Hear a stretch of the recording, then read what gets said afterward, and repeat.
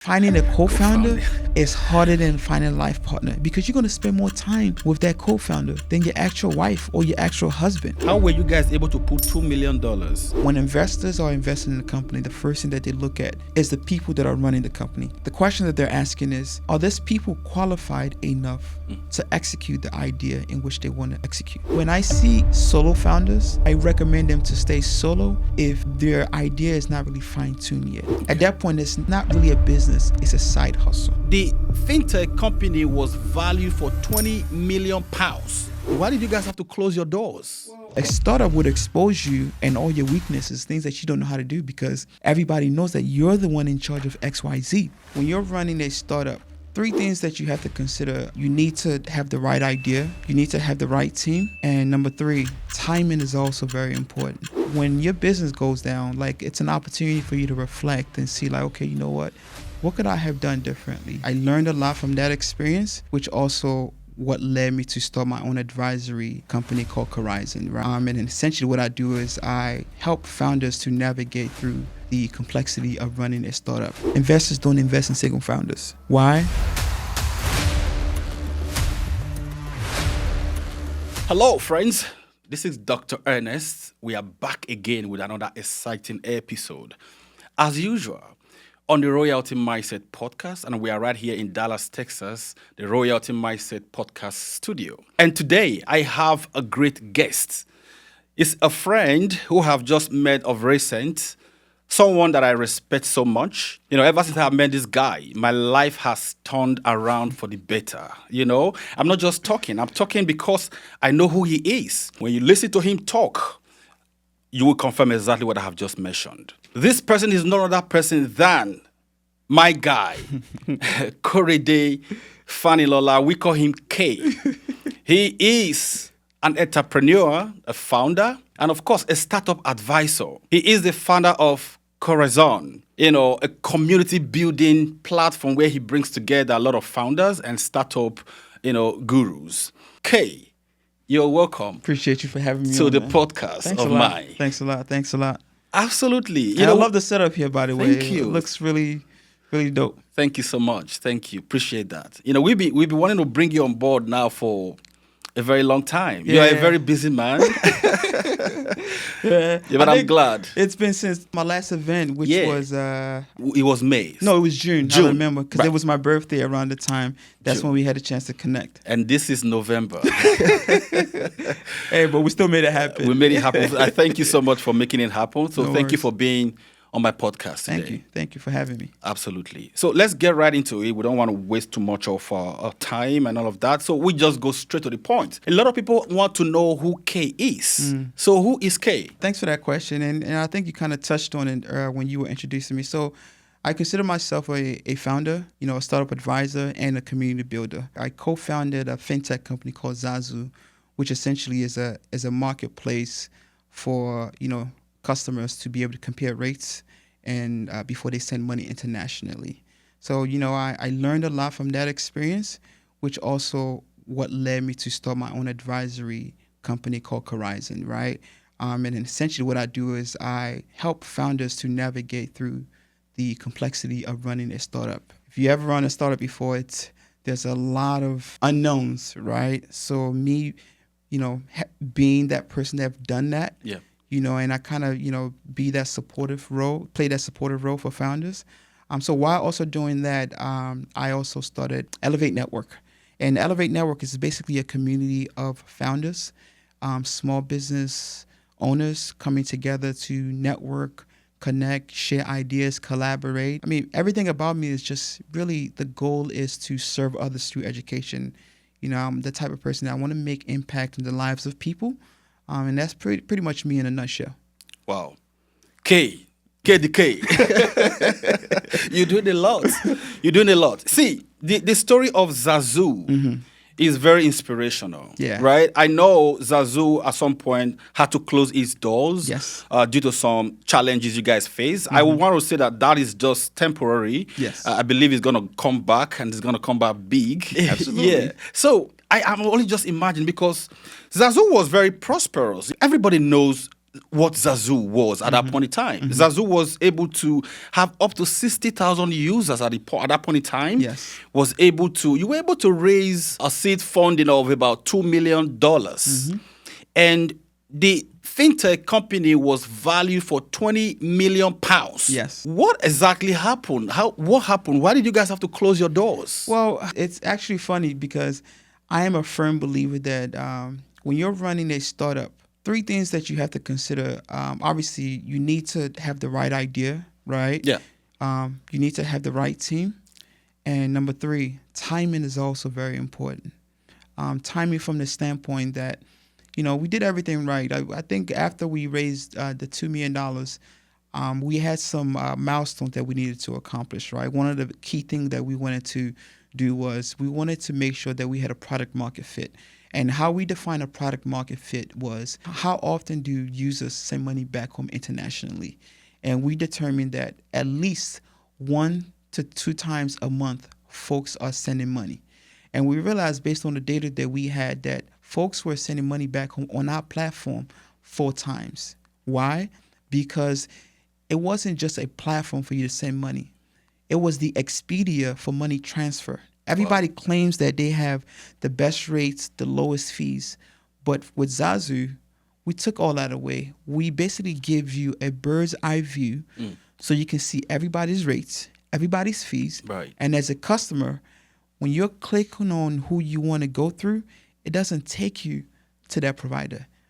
With a touch of a button, while still on a Zazu platform, you're able to send money without ever leaving the platform, right? So we accomplished that. And investors were really proud of what we've been able to accomplish. But ultimately, what happened was when we were getting ready for our next fundraising round, there were a lot of things that we did. We were proactively making moves because of the commitments that we received from investors. But unfortunately, because of the economic situations at the time, I think around the time, the banks were going down, investors, their LPs were pulling out. There was a lot of factors that were just out of our control at the time. And when you are running a regulated company, such as, when you're dealing with money, there are certain things like basic fundamental things that you have to have in place.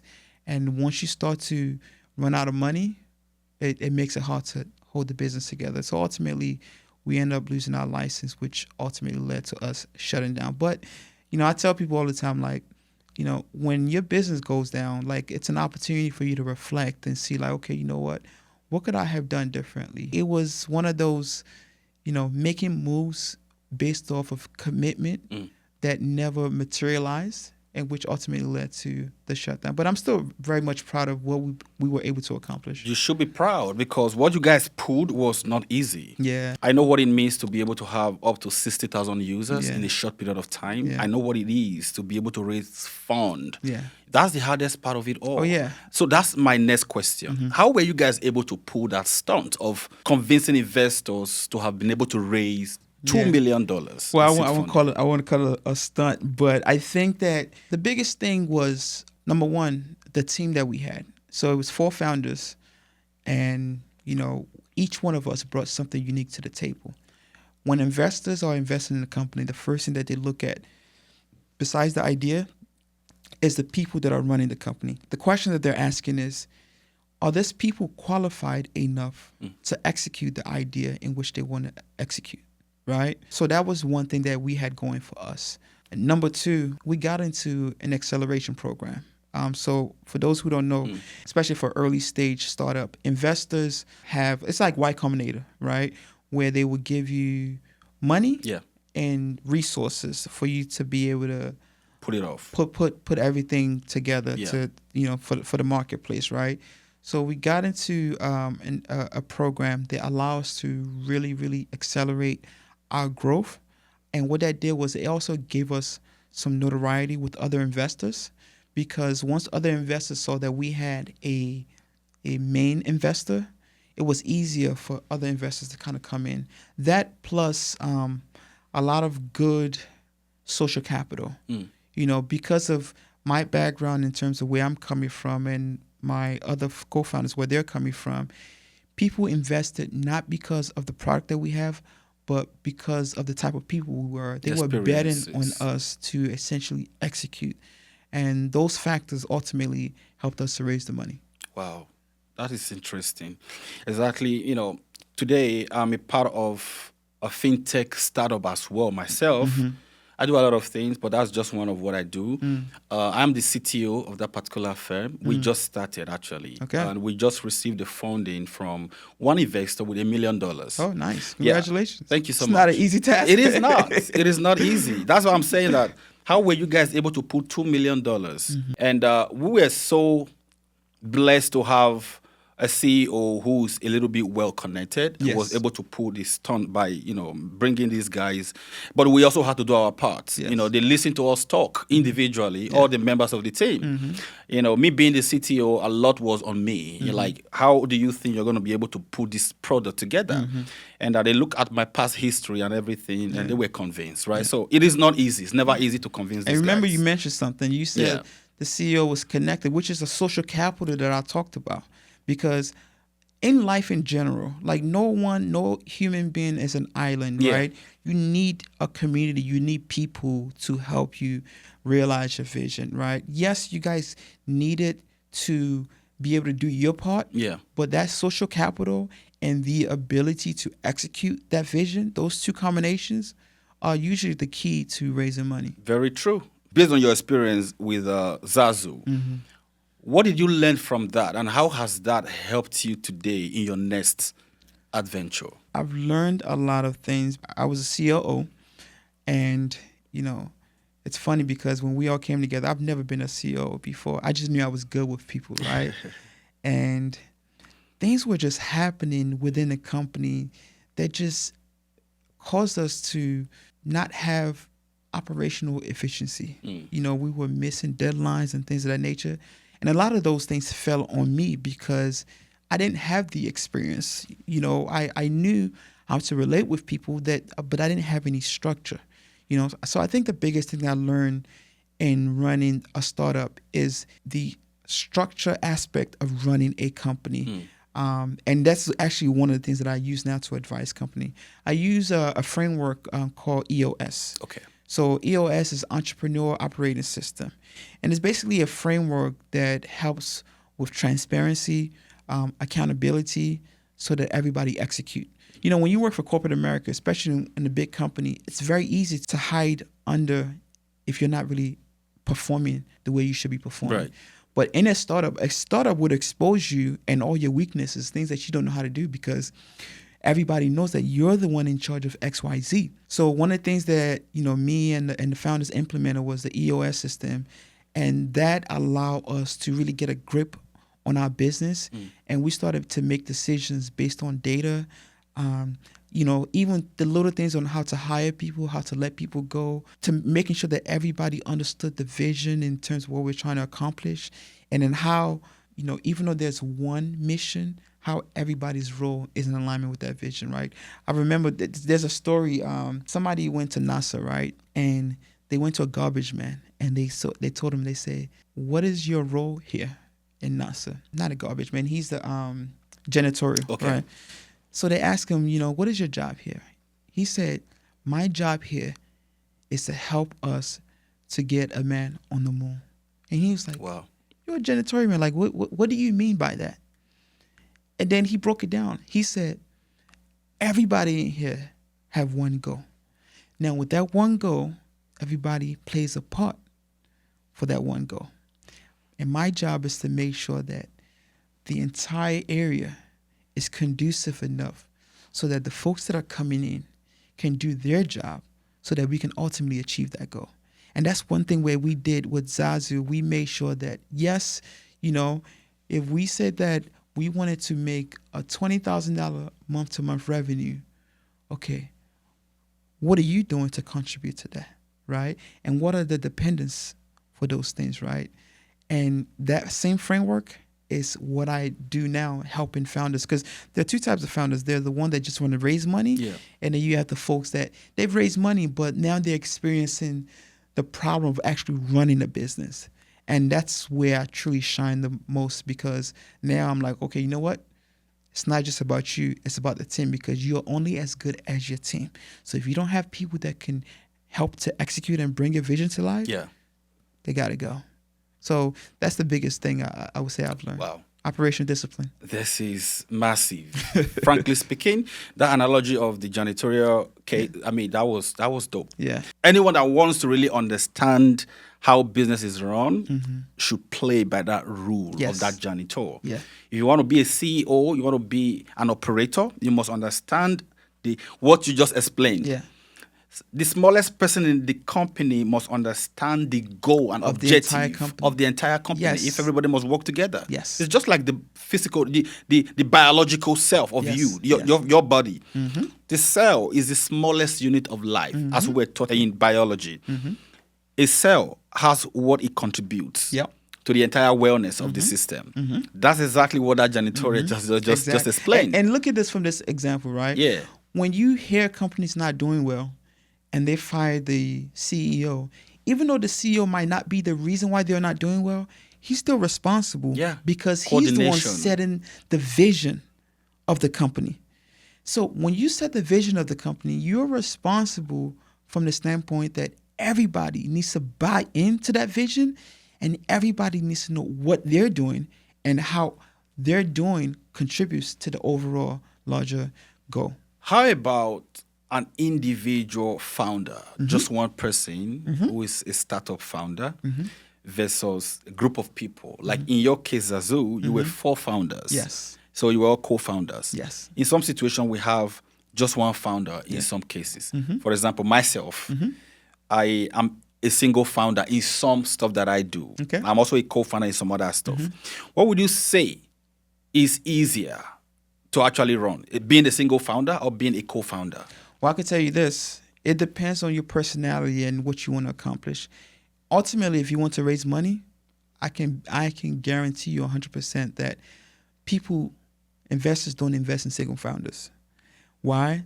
Because they know how complex and how hard it is to have an idea from an inception and get it to an actual proper running business.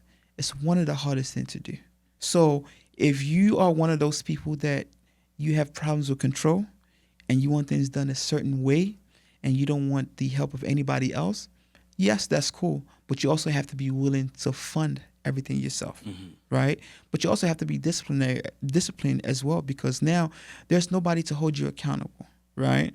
But if you're somebody that knows that, look, I definitely want to raise some money in the future. I also understand my strengths and I also understand my weaknesses. And I know that getting a co-founder who can complement where I am weak is something that's going to be helpful, then there's a higher chance of you being successful. You know, so when I see solo founders, I recommend them to stay solo if their idea is not really fine-tuned yet. Okay. At that point, it's not really a business, it's a side hustle. You know, you discover the problem, right? Now, to make sure that it's not you noticing the problem, you validate that problem. Once you've been able to validate the problem, in order for you to solve that problem, you need to make sure that you have the right people around you. And that's one of the hardest things, because finding a co-founder is actually harder than finding your life partner. Indeed. So I'm going to say it again. Finding a co-founder is harder than finding a life partner, because you're going to spend more time with that co-founder than your actual wife or your actual husband. So there has to be a lot of due diligence made, and you have to really make sure that this person have certain skill sets such as, well, maybe not even skill set. The morals have to be on point, ethics, you know, their personality, you know, those things, because you're attaching your identity to that person. So if anything happens, you're just as guilty. So very true. I can agree. Like, you know, it's very hard. You own the vision. Yes. Other person may not really key into that vision. Correct. They may just want to be like, okay, he wants us to be a part of it. Okay, we'll just tag along. But they are not the owner of the vision. They're not the owner. I have tried so many stuff with so many people that didn't work. Yeah. You know, I had the vision. I thought, oh, by the time I bring in these people, we are going to fly. But it didn't fly. Yeah.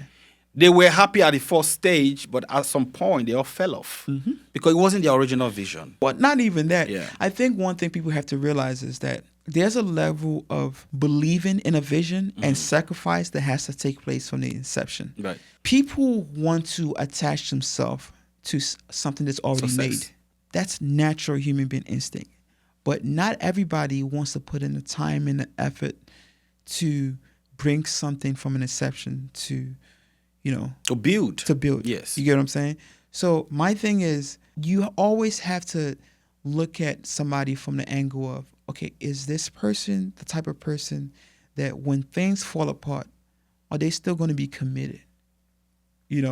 Is this the type of person that is just jumping from one thing to another, trying to see which one sticks? Right. Or does this person actually have a conviction to understand that this problem is a real problem that exists, and I want to be part of the people that solve that problem? Right. That's a huge thing. Wow. KK, you have said a lot in this short period of time. Thank you so much so far. So, when is your next program? Yeah. The Elevate Network. Yes. So for folks who don't know, so Elevate Network is basically a community of founders and small business owners coming together. The goal is to essentially give people the knowledge and the tools that they need to be able to grow successfully, right? When I was running Zazu, one of the things that was quite helpful for me is just being in that founder atmosphere where there might be something that's missing that you don't know that the next person might know. There is so much wealth in knowledge sharing that people don't truly take advantage of, right? And for me, the goal for my events is truly to get people to come out and basically, have that collaboration. My next event coming up is January 30th, 2026. And the theme is building a smarter business with AI. So I got a really, really good panelist coming out. These are like super savvy folks in the AI world.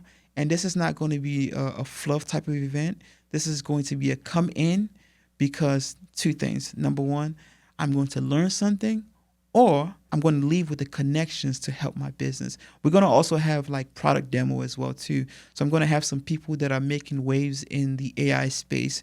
So if you feel like you have a business and your business is ready to take that next leap, but all is missing is that AI component that is going to allow you to be efficient, then Elevate Network event is definitely where you want to be. So, Awesome. Guys, you've heard from K. Don't even try to miss that. Start putting that on your calendar from today. Yeah. What we do here is we talk about AI. And if you are really interested in this, that is the program and that is the event you have to be for sure. at. So, K, what next for you? Are you thinking of developing another Zazu or what exactly? Because my sole purpose is to serve others. Right now, I'm quite content in, serving others with the advisory and the community building. But the founder in me is never going to die, right? It's just a matter of finding the next opportunity, whatever that looks like. So I don't want to say that there's going to be another Zazu, but there is going to be another venture that I'm going to start. It could be next year, it could be 5 years from now. But I know regardless of when that is, I'll be a smarter K, somebody who knows what to do, what not to do. And most importantly, I will also have to consider the type of people that I have to help me execute that vision. Once I have those three in place, and then also timing is also important too. Once I have those things in place, then, you shoot. People should look out. But, if people want to stay in touch with my journey, they can always find me on Instagram, One Horizon. So I pretty much post my journey and everything I'm doing on there. Very good. That was what I was going to ask you next. You can know where to find him. One Horizon. Yes. On Instagram. Yes. All right, Kay, thank you so much for coming aboard today. I'm really happy we're able to do this finally. Finally, right? Finally. So thank you so much for sir. Coming. Thank you. All right, so this is where we draw the curtain for today. I hope you've enjoyed our conversation. Keep watching the Royalty Mindset podcast. Until the next episode. Thank you.